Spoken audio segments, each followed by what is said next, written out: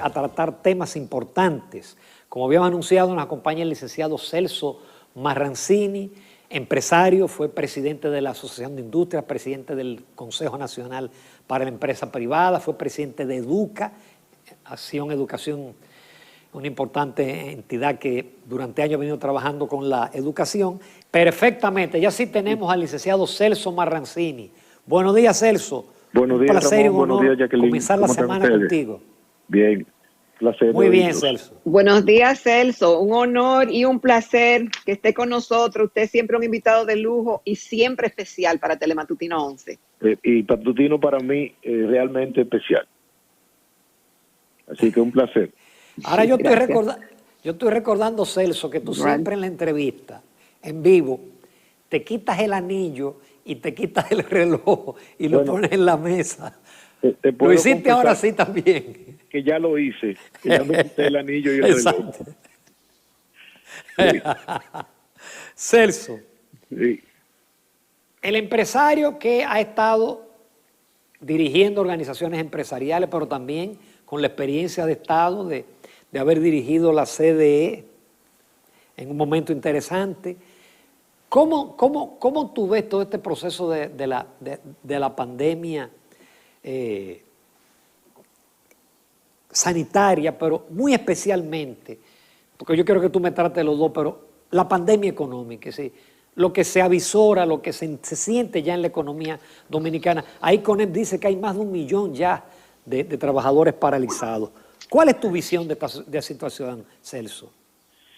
Mira, realmente muy difícil, pero y hay que tomar medidas rápidas. El gobierno las ha medido tomando, sin embargo, yo creo que todavía hay que acelerarlas.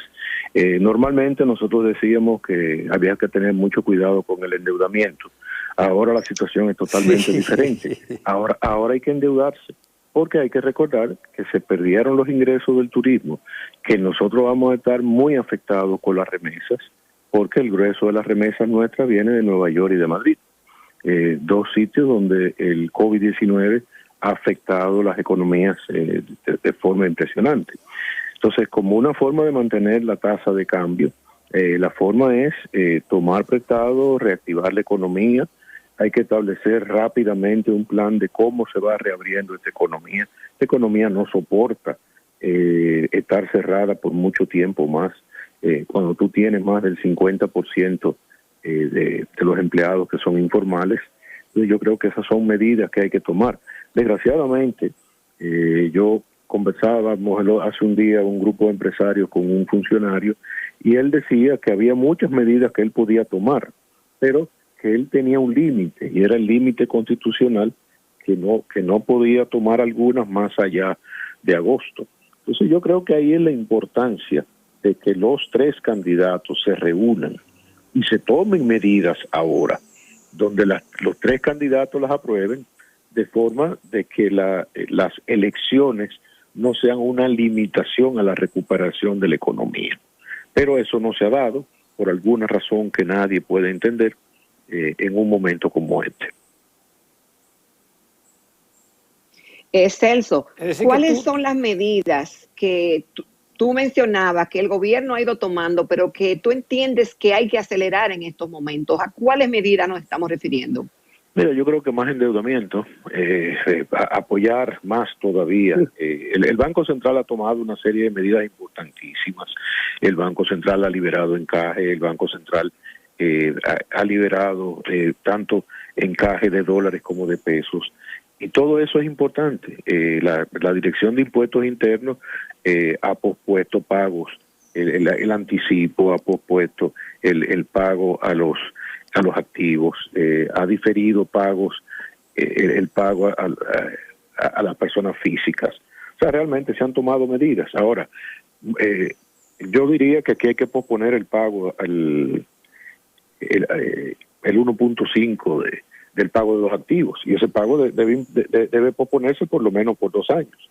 Ahora, si uno le pide al director de por 2 años, por 2 años, que posponga ese pago, realmente él va a decir, yo lo puedo posponer hasta agosto, pero yo no puedo tomar una decisión más allá de agosto.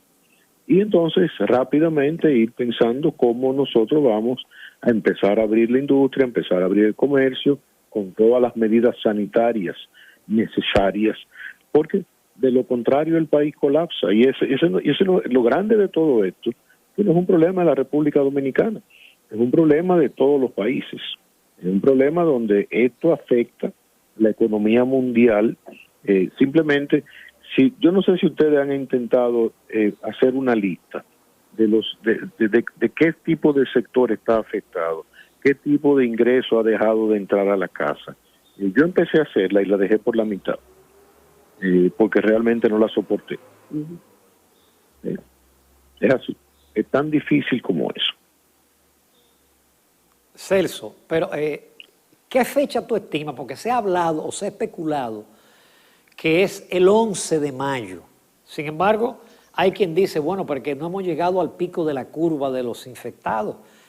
Es verdad que se ha incrementado un poquito más el número de pruebas, pero la cosa sigue igual. Por cada 100 pruebas hay 26, 28, 30 infectados. Es decir, no hemos llegado al famoso al pico o aplanar. Entonces, hay quien dice, bueno, pero ir soltando la economía cuando todavía la pandemia sigue afectando, es como poner la economía por delante de la salud.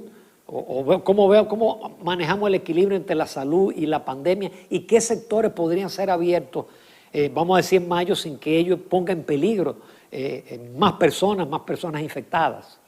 Yo pienso que la industria que tenga capacidad de exportación, la industria que pueda mover grandes cantidades de empleo, la construcción, tú me dirás, bueno, pero la construcción puede,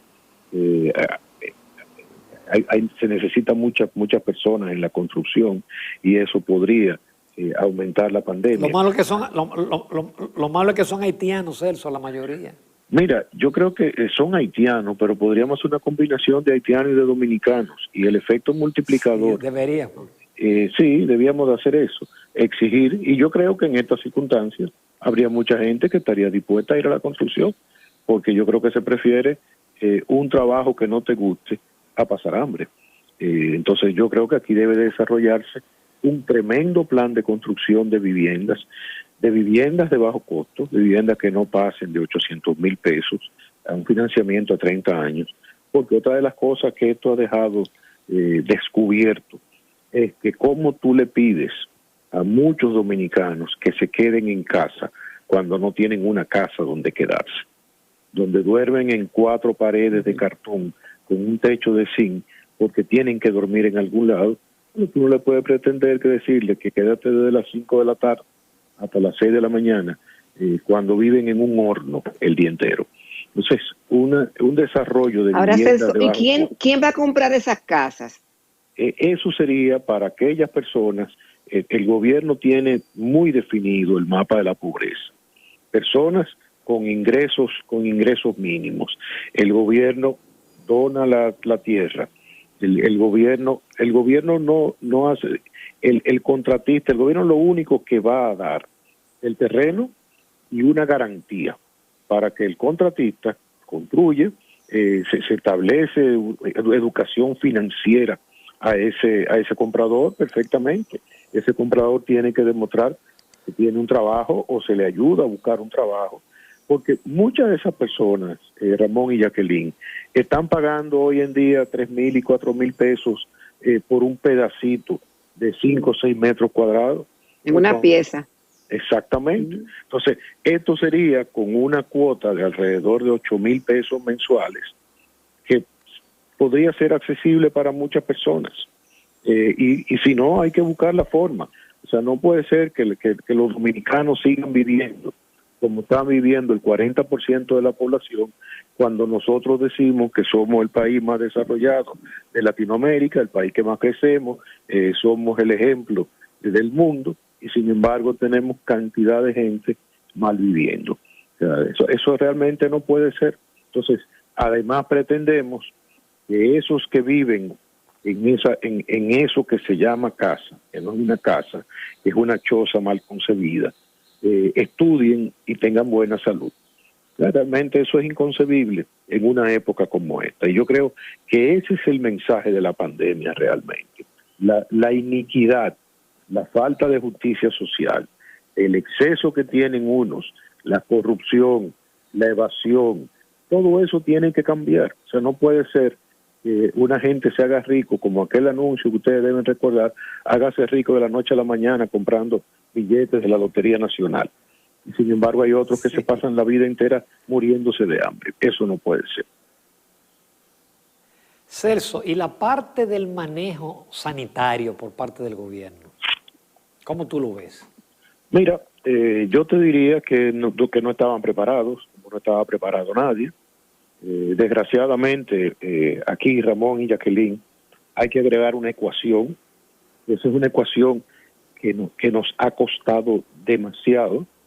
Fue la suspensión de las elecciones del 16 de febrero, porque si nosotros hacemos elecciones el 16 de febrero, el 17 de febrero nosotros hubiésemos podido empezar a tomar medidas contra la pandemia. Con ese mes de diferencia, nosotros no tendríamos hoy los 6,000 y tantos casos que tenemos, que somos el país de Latinoamérica con más número de afectados. Y uno entiende que ya hacia el mes de junio la curva debe de empezar a bajar. Hay personas que dicen que vuelve y sube en noviembre. O sea, si realmente uno se pone a leer todo lo que sale, uno termina loco, definitivamente, porque incluso anoche yo leía a 2 científicos norteamericanos que decían que es posible que la vacuna nunca aparezca. Pero eso no es cierto. Yo creo que con todos los científicos del mundo trabajando a favor de esto pronto aparecerá una vacuna y se supone que desaparece. Otros dicen que con el calor y la humedad desaparece, por eso se habla de que de nuevo volvería la pandemia en el mes de noviembre. Esperemos que no sea así.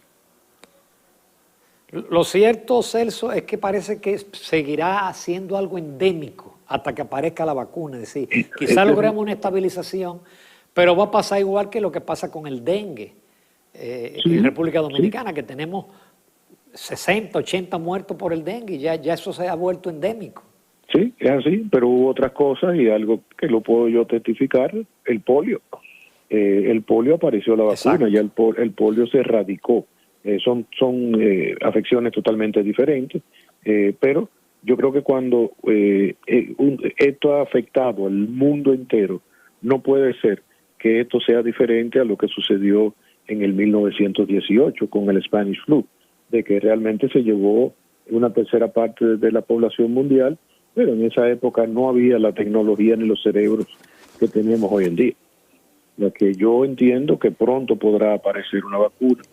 Este señor Fauci dice que ya de hecho están desarrollando una, toma tiempo, pero las han aplicado en algunos hospitales con placebos a uno y con la vacuna a otro, y el resultado es que se acorta el tiempo de recuperación del paciente. O sea, son muchas cosas interesantes, pero al inicio del programa ustedes tocaban un tema sumamente interesante.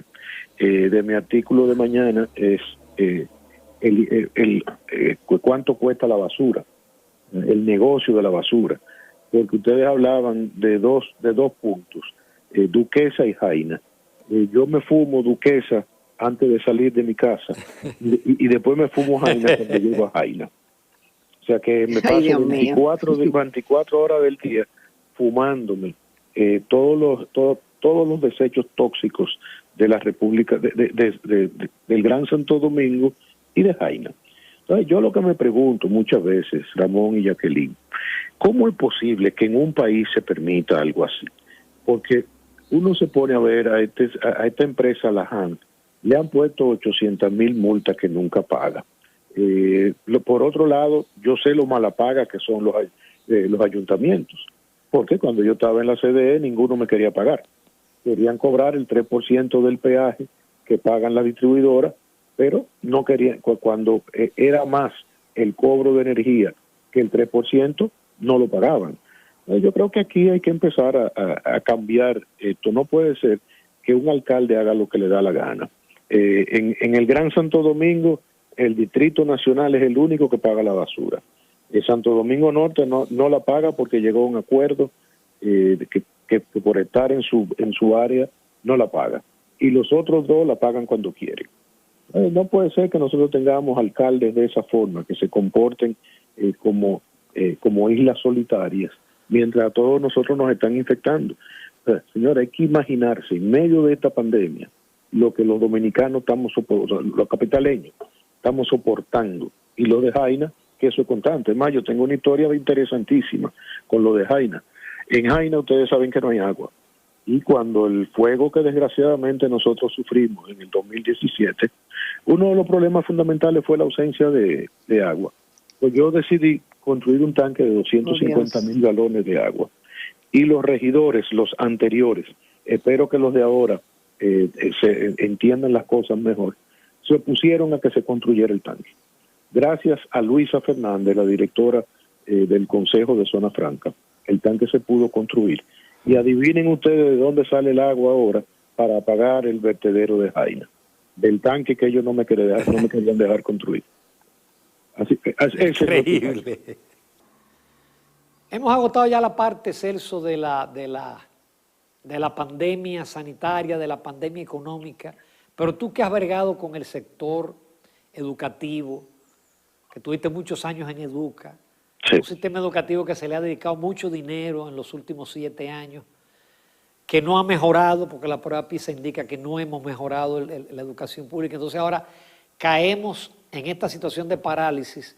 Las escuelas privadas, por ejemplo, mis nietos que están en colegio en inglés, han seguido estudiando online, pero en la escuela pública es imposible. Y ya el secretario, el ministro, habla ya de que el cierre de las clases en junio. Eso es un retraso para la educación este año, también es parte del precio del coronavirus. No solamente eso, ahí volvemos a lo mismo, en parte de la diferencia social que tiene este país, porque los colegios privados, y no todos, porque hay que entender que dentro de los colegios privados hay colegios que tienen todas las capacidades y hay colegios pequeños, colegios que están en alguna localidad, en algún barrio, en algún sector, que te dan un poco mejor, te dan clases algo mejor que en una escuela pública, pero definitivamente no tienen la capacidad que tienen el colegio de tus nietos o que tienen los colegios de mis nietos, que han seguido dando clases en línea. Han tenido que desarrollar rápidamente para que los alumnos no pierdan clases. Yo lo que pensaría, en el caso de aquellas escuelas públicas, porque también he oído que hay algunas que han logrado, he oído de una experiencia en Jaina muy interesante, de que están dando clases en línea. Pero yo creo que si se están suspendiendo en el mes de junio, habría que iniciarlas mucho antes para actualizar a todos esos alumnos que definitivamente no están asistiendo ya desde principios del mes de marzo. Y de nuevo, con la seguridad, con todas estas medidas, este cambio de vida que nosotros, todos los dominicanos, tenemos que adecuarnos, no solamente nosotros. Incluso ponte a pensar lo que será viajar en un avión. He visto fotos de quienes han viajado, los pocos viajeros, las azafatas parecen marcianas, vestidas de blanco, con espejuelos, todo, tú no ves a la azafata, no le ves nada. Entonces, todo eso será parte de esa nueva forma de vivir hasta que la vacuna no se descubra. Pero es muy preocupante porque ese es un nuevo retroceso en nuestro ya maltrecho sistema educativo, donde antes era por dinero, ya no es por dinero, porque el 4% se viene dando desde el año 2013 y estamos ya en el año 2020. Habría que sumar los millones de millones y han pasado ministros excelentes. Mira, yo conozco al ministro actual, es un excelente funcionario público, pero yo le decía en una ocasión que nos encontramos, porque coincidimos juntos, trabajamos juntos en la CDE, y yo le decía, la CDE es un juego de niños, al lado de lo que es educación. Es un juego de niños, porque desgraciadamente, y ojalá que esto también sirva para nuestra ADP, porque hace unos días oí a la presidenta del ADP dar unas declaraciones muy sensatas. Ojalá que se olvide esa forma, como uno recuerda en la época de la UAS, del golpeo sistemático, y se piense más en el derecho que tienen los jóvenes nuestros y en el dinero que nosotros todos como contribuyentes estamos invirtiendo en la educación de nuestros niños. Celso, aparte de todo el elemento de la pandemia, de la economía, del tema social, lamentablemente este país le cogió en elecciones. Hay muchísimos países que tienen elecciones en este año. Estados Unidos tiene en noviembre, pero nosotros tenemos ahí un plazo fatal. Tú comentabas en el otro segmento la importancia de que los 3 candidatos se sienten, pero para eso tiene que haber un convocante, se supone que tiene que ser el presidente de la República. Sin duda tiene que ser el presidente de la República. Ellos no pueden, ninguno de ellos tiene la calidad de convocar al presidente. Hay uno muy cercano, pero los demás no tendrían esa, y yo creo que eso hay que hacerlo aquí. Incluso aquí hay que apoyar a la Junta Central Electoral, porque la Junta Central Electoral, quieras o no, su nivel de confiabilidad tiene un desprestigio demasiado grande, y yo creo que esa es una función de todos nosotros, de apoyarla para que pueda llevar a cabo un proceso electoral transparente, limpio, dentro de todas estas complicaciones. Nosotros en Finjo a veces así, de forma informal en nuestro chat, hablamos de formas en que puedan ser.